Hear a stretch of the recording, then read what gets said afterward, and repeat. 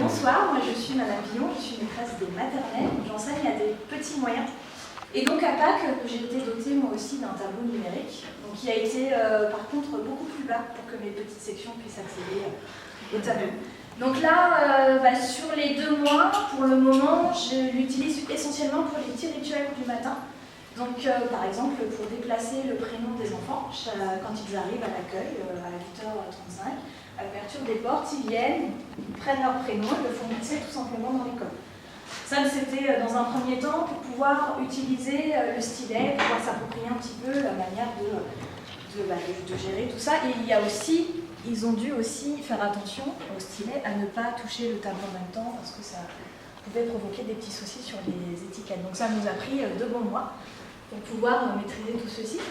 Ensuite, je proposais aussi pour le rituel de la date. Donc ils ont de la même manière les étiquettes des jours de la semaine à déplacer en fonction du jour de la semaine. Donc aujourd'hui évidemment l'enfant de service a eu à déplacer ce jour-ci.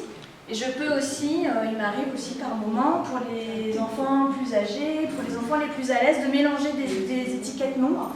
Et au moment de l'accueil, ils doivent me reconstituer la frise numérique. Voilà, et donc le lendemain, c'est un autre enfant de service qui doit commencer par ranger les jours de la semaine correctement au tableau, ranger le nombre correctement dans la frise numérique du bas, et il recommence pour le jour J.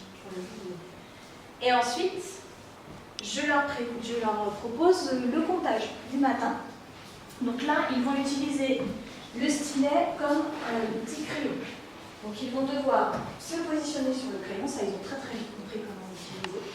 Ils choisissent une couleur, ils comptent les enfants, ils écrivent en dessous combien de garçons ils ont trouvé, ensuite ils vont compter combien de filles ils ont trouvé. Et puis dès qu'ils font une petite erreur, ils aiment bien, ils aiment beaucoup le petit outil gomme, ils effacent et parfois ils s'amusent à changer les couleurs à chaque fois qu'ils font une petite action. Voilà. Après, j'ai d'autres supports que j'ai effacés depuis, mais il y a aussi le support écriture pour les enfants, donc avec une petite grille et des lignes d'écriture où les enfants peuvent, avec le stylet, sélectionner aussi le petit stylo et faire de l'écriture au tableau. Voilà, pour la partie maternelle. Pour l'instant, ça fait 2 mois que nous l'avons, donc ils ont après utilisé juste les petits outils basiques qui se trouvent ici. Voilà. Il faut juste que je fasse les branchements. Pour la classe, qui nous a été fournie avec les tableaux. Donc, moi, je suis Madame Sanchez, la maîtresse des CM1, CM2. Donc, je vais vous présenter 2 supports. Donc là, c'est un premier support qu'on peut utiliser en histoire, par exemple.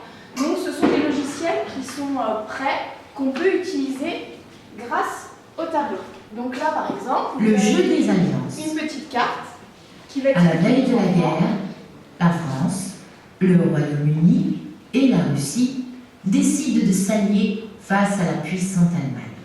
Le 3 août 1914, la France entre en guerre contre l'Allemagne.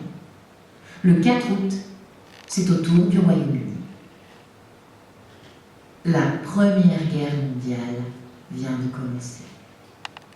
Donc après, on a également des petits exercices qu'on peut aller chercher sur la leçon qu'on vient de voir. Donc,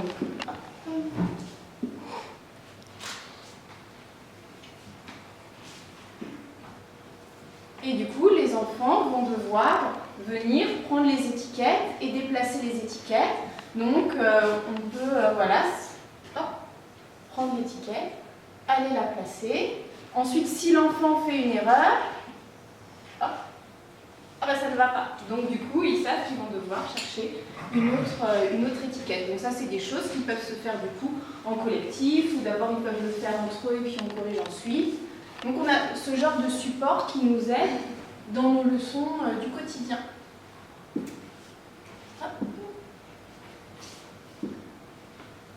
Ensuite, donc, on a un petit logiciel qui s'appelle ActiveInspire, qui est un logiciel sur lequel on peut préparer des exercices. Donc là, vous avez un exemple de texte qu'on a lu avec les élèves de CM1, CM2. Donc tout le travail qui va avec. Donc là, on a des exercices en lecture. Donc par exemple, choisir le bon résumé. Donc les élèves vont pouvoir venir sélectionner l'outil qu'ils veulent. Donc ça peut être le stylo. On prend la couleur et on entoure le bon résumé. Bien sûr, si on s'est trompé, on peut effacer ce qu'on vient de faire. On peut recommencer. On peut écrire, donc en allant chercher, on peut retourner et aller chercher l'information dans le texte. Et ensuite, écrire, donc, encore une fois, on prend le stylo, on corrige, alors on prend du vert. Donc, on va pouvoir écrire les réponses. Autre petit exemple d'exercice, donc une phrase à reconstituer. Donc ils ont des mots différents, ils vont devoir refaire une phrase. Donc ils viennent... Voilà, ça les amuse beaucoup. Ils font souvent exprès de se tromper pour pouvoir nommer.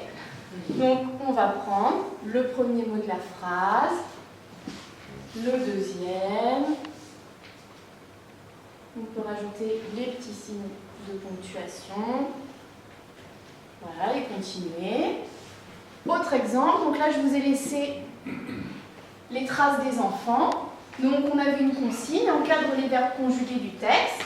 Donc dans le texte, ils ont pris le surligneur, ils sont venus surligner les verbes, et ensuite, on devait décider si les verbes étaient au présent, à l'imparfait, au passé simple.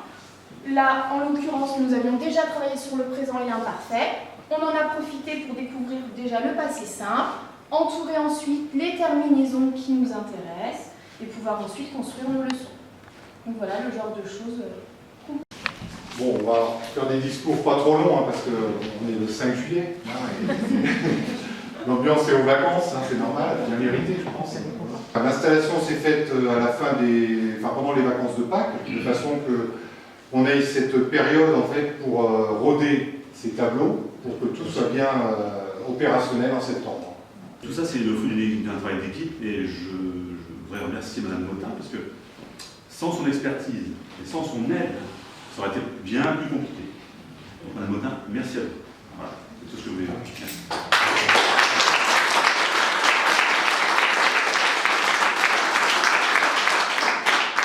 Oui, Stéphane de Rochelle qui représente aussi Olivier Nora.